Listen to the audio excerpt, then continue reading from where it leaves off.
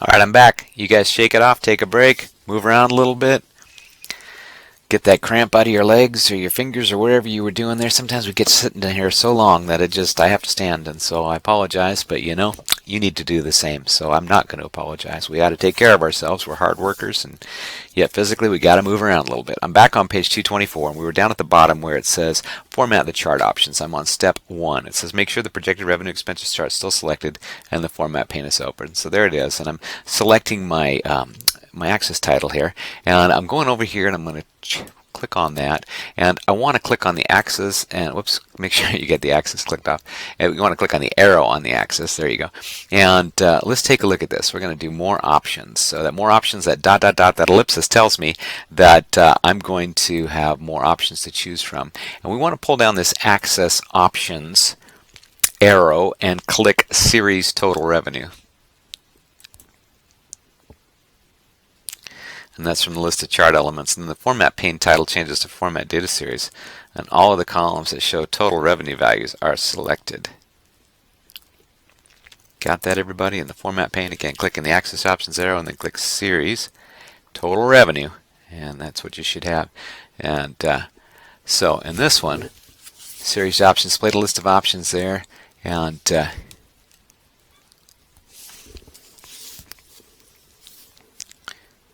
okay, so we chose total revenue here, and then we've got the series options, displayed a list of options there, so pull that down. And as you can see, series overlap there, you know, series total expenses, we're looking to see there in the format pane in the series option.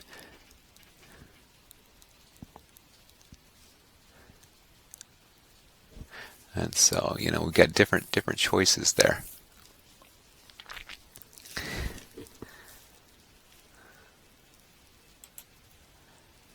So notice the gap width down here, the series overlap. They want us to check that out. That's on step 3 there, page 225.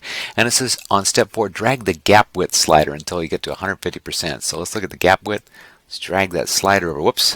If you overshot like I did, always use these arrows to bump it down to 150%. You could dial that in by keying the number in. So whatever you want to do. More than one way in Microsoft products to accomplish something. So that's pretty cool. See that? There we go, 150%. Okay, now we've got the gap between the column widths nailed. We're going to be on page 225. We're going to format the data markers here. And so format the data markers there. So scroll down the worksheet, display the cash flow line chart. So scroll down this thing here, and you can close that out now that we've done it. And let's scroll down. Just keep humming along there. There's the cash flow. It's over kind of to the left. Remember where we located that there? And scroll down to the cash flow line chart. Double click the line to change the format pane. So double click the line. There you go. Okay, now we got that. And notice we got the format data series pane. Let's click and fill the line paint bucket there. There you go. Got that? So we can choose to display the form options for lines or data markers. And let's click marker if necessary. There it is, marker. And then click marker options.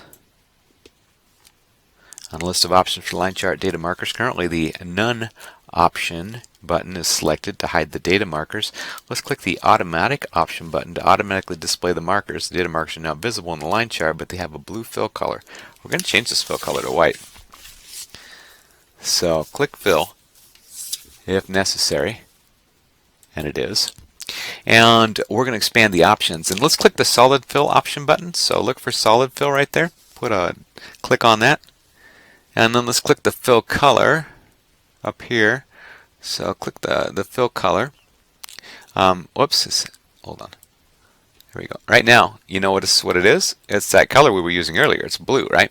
Well, we want to click white background number 1 here in the color. So we got a solid fill color button, and then we're gonna do in the let's see here, standard colors. We want to choose which color. Click the white background 1 theme color. So let's point your mouse at it there. White background 1. That's the correct color right there. So the fill colors data markers are all changed to white now. Okay.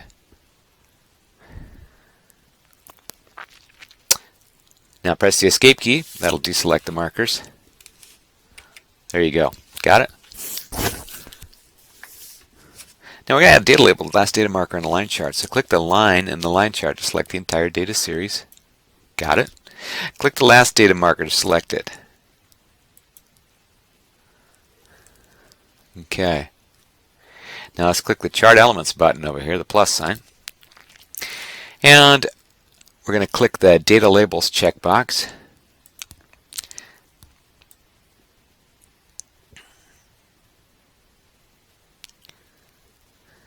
So we insert a check mark, and now data appears 502,250.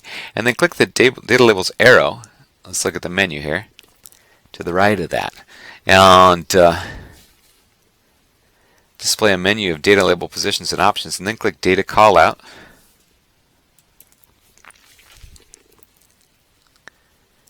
And notice with data callout box, it includes both the category value and the data value. So it displays year 10, $502,250. We're going to modify that callout to display only the data value. So step 5, page 226, double click the data callout to select it. Okay, it's selected.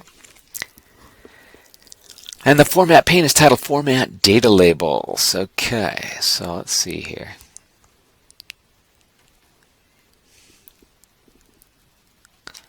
Format data labels over here. You can see that. Great. And then click the label options button. See this one right here, the label options button? Click on that. And then click label options if necessary. Expand that out. And we've got the display options there, label options, and it says click the category name. Ooh, nice. You like the change that made? Everybody see that? Click it off, click it back on again if you missed it. It's pretty cool.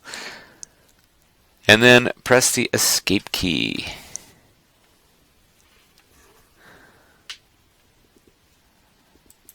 Okay, so click it on, click it off there. In the end, we have the category name deselected, so remove that check mark and then press the escape key. Whoa, yeah. That takes and leaves us back with $502,250. Okay, let's change the fill colors here of this particular area. So change the fill colors of the chart and the plot areas. Scroll the worksheet up and select the projected revenue and expenses chart. So on the ribbon, let's go up to the projected revenues and expenses chart.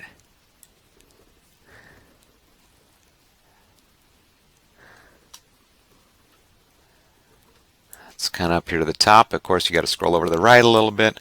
It's all about moving around. Okay, got it. Now scroll the worksheet up to that one and select it.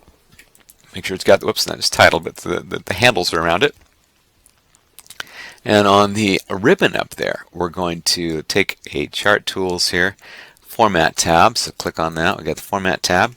And in the current selection group, click the chart elements. Okay, so as you're looking around up there, you want to see the chart elements.